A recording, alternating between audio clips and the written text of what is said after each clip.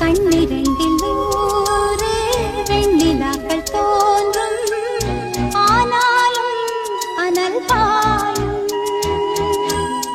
நாடி எங்கும் ஏதோ நாத வெள்ளம் ஓடும், ஆனாலும் என்னதாகும். மீசை நிற்கும் வண்ணம் தீ வளர்த்ததென்ன, தூபம் போடும் நேரம் தூண்டிலிட்டதென்ன.